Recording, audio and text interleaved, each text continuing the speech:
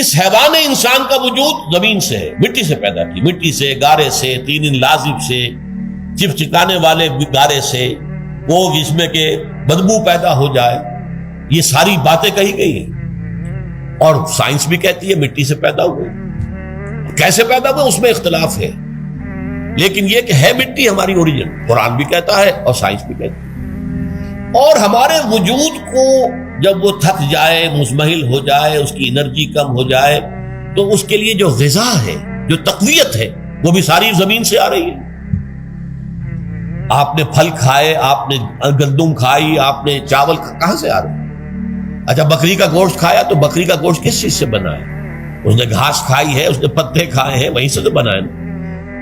Ultimate source آپ کے وجود حیوانی کے لیے جو آ رہی ہے وہ زمین ہے۔ وجود روحانی کو بھی تقویت کی ضرورت ہے، وہ بھی مزمحل ہوتی ہے، کمزور ہو جاتی ہے، خاص طور پر جبکہ وجود حیوانی کا اس پر غلبہ ہو جائے، تب تو یوں سمجھیے کہ وہ بالکل بے ہوش ہو کر موت کے قریب پہنچ جاتی ہے۔ اس کی تقویت، اس کی غذا وہیں سے آئی ہے جہاں سے روح آئی ہے، وہ کلام ربانی ہے، روح ربانی، نفخت فیہ من روحی من روحی من روحی، میں پھونک دوں اس میں اپنی روح میں سے۔ روح کا تعلق ذات باری تعالیٰ کے ساتھ ہے۔ اسی طرح کلام ربانی کہاں سے آیا ہے؟ اللہ تعالیٰ کے پاس سے، یہ اس کی تقویت کا ذریعہ ہے۔ اب عام حالات میں کیا ہوتا ہے؟ ہمارا یہ وجود حیوانی چھایا ہوا ہے ہمارے وجود کے اوپر، بیچاری روح جو ہے دبی رہتی ہے، پسی رہتی ہے۔ اگر خدا نے خواستہ ہم گناہ گار بھی ہیں، گناہ پر گناہ کا ارتکاب کر رہے ہیں، تو وہ روح جو ہے وہ قلب کے آئینے شیشے کے اندر ہے۔ فیہا مصباح المصباح فی زجاجہ الزجاجہ تو کانہا کوکب دری، قلب جو ہے شیشے کے مانند ہے جس کے اندر روح کا چراغ جل رہا ہے۔ اب اگر یہ اوپر جو شیشہ ہے اس پر دھواں آ گیا، لالٹین کی چمنی پر دھواں آ گیا، تو روشنی باہر تو نہیں آئے گی۔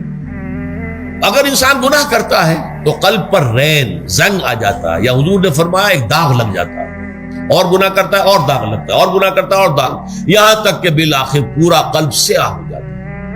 اب وہ روح اندر بند ہو گئی، وہ دفن ہو گئی۔ اس کے لیے اب ضروری ہے کہ اب ایک پروگرام ایسا دیا جائے جو ریورس ہو جائے۔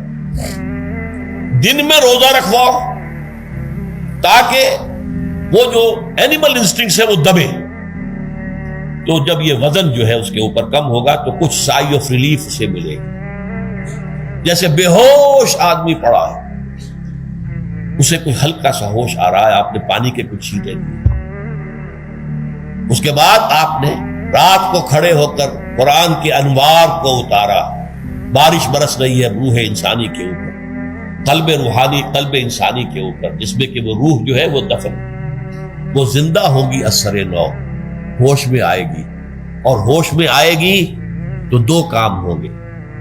ایک تو اسے قرآن کی عظمت کا احساس ہوگا، یہ قرآن میری حیات تازہ کا ذریعہ بنا ہے، میں دب گئی تھی، میں پس گئی تھی، میں بے ہوش تھی، میں نیم مردہ تھی، اس قرآن کی بارش نے، یہ ترشح جو ہوا ہے مجھ پر، اس نے مجھے حیات تازہ عطا فرمائی۔ یہ جو قدر کا احساس ہوگا قرآن کا، لعلکم تشکرون، تاکہ تم قرآن کی عظمت سے واقف ہو۔ ایک انسان بھوک کی وجہ سے اس کا شوگر لیول اتنا گر گیا کہ بے ہوش پڑا ہوا، اب ظاہر بات ہے کہ آپ اسے کچھ پانی کے چھینٹے دیں گے تو کچھ ہوش میں آئے گا، پھر غذا دیں گے تو اب وہ پوری توانائی پر آئے گا، تو معلوم ہوگا اسے اس غذا کی کیا قدر و قیمت ہے۔ اگر آپ کو بھوک ہی نہیں لگتی تو غذا بے معنی شے ہے، پیاس ہی نہ لگے تو آپ کو کیا معلوم کہ اس پانی کے اندر کتنی بڑی عظمت ہے، یہ میرے لیے کتنا بڑا انعام و احسان ہے اللہ کا۔ وہ تو پیاس پر، جان پر بنی ہوئی ہو، اور پیاس اس وقت آپ کو ایک گھونٹ پانی کوئی دے دے تو آپ کو معلوم ہوگا دنیا و مافیا سے بڑھ کر ہے یہ ایک گھونٹ پانی جو مجھے ملا۔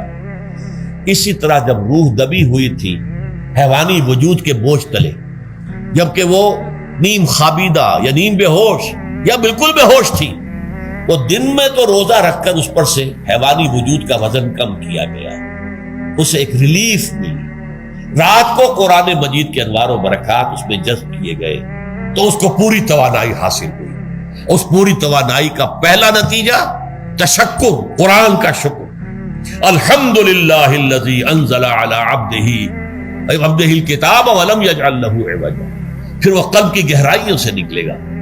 سارا شکر اس اللہ کے لیے جس نے اپنے بندے پر صلی اللہ علیہ وسلم کتاب نازل کی اور اس میں کوئی کجی نہیں رکھی، کسی طرح کی ایش پیچ نہیں۔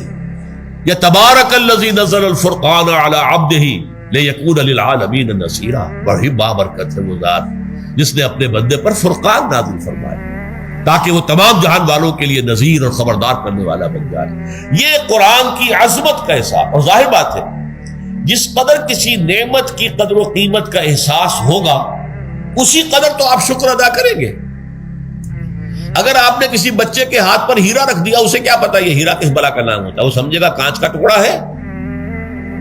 لیکن اگر کوئی واقعتاً کوئی جوہر شناس ہو، جوہری ہو، اس کو آپ ہیرا دیں گے تو اسے معلوم ہے کہ مجھے کیا چیز دی گئی ہے۔ اس کے اندر جو شکر پیدا ہوگا وہ اس بچے کے اندر تو نہیں پیدا ہو سکتا جسے معلوم ہی نہیں۔ تو قرآن مجید کی اصل عظمت سے انسان واقف کب ہوگا؟ جبکہ اس کے ذریعے سے اس کی روح کو ایک حیات تازہ مل جائے اور اس طرح وہ پروگرام ریورس ہو جائے جو عام طور پر چل رہا تھا، ساری توجہ اپنے جسم پر، اس کے تقاضوں پر۔ جسم میں تھوڑی سی پھنسی نکل آئی ہے، بھاگ رہے دوڑ رہے ہیں اس کے علاج کے لیے۔ کوئی اور مرض لاحق ہو گیا، بھاگ رہے ہیں دوڑ رہے ہیں اس کے علاج کے لیے، بڑی بڑی فیسیں بھی دے رہے ہیں۔ ساری جسم کی پرواہ ہے، روزانہ نہا رہے ہیں اور اچھے سے اچھا صابن لا کر نہا رہے ہیں، وہ جسم کی پرواہ ہے نا، اس کی دیکھ بھال ہے، روح کی طرف توجہ ہی نہیں۔ یہ ہے وہ بات جو کہی گئی ہے سورہ حشر میں، اور جسے علامہ اقبال نے پھر اپنے فلسفہ خودی کی اساس اور سورس قرار دیا۔ وَلَا تَكُونُوا كَالَّذِينَ نَسُوا اللَّهَ فَأَنسَاهُمْ أَنفُسَهُمْ أُولَٰئِكَ هُمُ الْفَاسِقُونَ۔ دیکھو اے مسلمانوں، ان لوگوں کے مانند نہ ہو جانا جنہوں نے اللہ کو بھلا دیا تو اللہ نے انہیں اپنے آپ سے غافل کر دیا، اور یہی لوگ فاسق و فاجر ہیں۔ یہ سوال پیدا ہوتا ہے کہ انسان اپنے آپ سے کہاں غافل ہوتا ہے؟ جہاں اپنے وجود حیوانی سے غافل ہوتا؟ کیا بھوک لگتی ہے تو وہ ادھر ادھر منہ نہیں مارتا؟ غذا کو حاصل کرنے کے لیے کوشش نہیں کرتا؟ پیاس لگتی ہے تو کیا پانی یا کوئی اور مشروب تلاش نہیں کرتا؟ کوئی بیماری لاحق ہوتی ہے تو کیا اس کے علاج کی طرف توجہ نہیں کرتا؟ اسے آرام کی حاجت ہوتی ہے تو آرام نہیں لیتا؟ اپنے اس وجود سے تو غافل نہیں۔ کون سے وجود سے غافل ہوا ہے؟ وہ روحانی وجود سے غافل ہے۔ بھول گیا کہ میرے اندر روحانی وجود بھی ہے اور اس کا تعلق ذات باری تعالیٰ کے ساتھ۔ اس نے سمجھا کہ میں بس حیوان ہوں، نرا حیوان ہوں، اپنے اس وجود کی اصل حقیقت ہی سے بے خبر، غافل۔ چنانچہ آج کے دور کا سب سے بڑا المیہ کیا ہے؟ ڈارون کے نظریے کے جو اثرات پیدا ہوئے ہماری معاشرت پر، ہماری سوچ پر، ہمارے فکر پر، ہمارے فلسفے پر، ہماری سوشولوجی پر، وہ کیا ہے کہ ہم بھی نرے حیوان ہیں۔ اللہ اللہ خیر سب، یہ سب سے بڑی محرومی ہے اس دور کی کہ انسان اپنے اصل شرف سے خود ہی مستعفی ہو گیا۔ ہمارا کوئی وجود ہے ہی نہیں روحانی وغیرہ، روح کسے کہتے ہیں ہم نہیں جانتے، بس یہ جسم ہے۔ ہم اللہ کو نہیں جانتے کون ہے کون نہیں ہے، ہوگا ہم تو اس کائنات کو جانتے ہیں۔ ہم روح سے واقف نہیں، ہم تو اپنے جسم کو واقف۔ آخرت سے ہم ہمیں کچھ پتہ نہیں، شاید ہو شاید نہ ہو، کچھ پتہ نہیں، لیکن یہ زندگی تو ہے، اسے ہم جانتے ہیں۔ یہ ہے آج کے انسان کا سب سے بڑا المیہ، اور یہ ہے ماس اسکیل کے اوپر ارتداد، ذہنی طور پر مرتد ہو چکے ہیں انسانوں کی عظیم اکثریت مرتد ہو چکی ہے۔ یہ ہے در حقیقت کہ روزہ جو ہے اس پروگرام کو آ کر ریورس کرتا ہے۔ دن میں کھانے پینے، جنسی تقاضے پر پابندی، وہ وجود حیوانی کا وزن کچھ کم، روح جو دبی ہوئی تھی یا سسک رہی تھی یا بے ہوش تھی یا نیند مردہ تھی، اسے کچھ ریلیف ملا۔ اب اس کے اوپر قرآن مجید کے تیرے ضمیر پہ جب تک نہ ہو نزول کتاب، گرہ کشا ہے نہ راضی نہ صاحب کشاف، ہمارے دلوں کے اوپر بارش ہو رہی ہو انوار قرآنی کی۔ وہ ظاہر بات ہے کہ بغیر سمجھے تو نہیں ہوگی بارش، وہ تو آپ کو سمجھ رہے ہوں گے تو بارش ہوگی، ورنہ تو یہ ہے کہ ٹھیک ہے میں پہلے بھی عرض کر چکا ہوں آپ کو ثواب تو ملے گا، لیکن یہ ہے کہ وہ اصل مقصد قرآن کی عظمت کا قلب کی گہرائیوں سے اعتراف جو ہے اور اس پر اللہ کا شکر تو ادا ہوگا، لعلکم تشکرون، جبکہ قرآن مجید جو ہے آپ کے قلب کے اوپر نازل، اس کا مفہوم نازل۔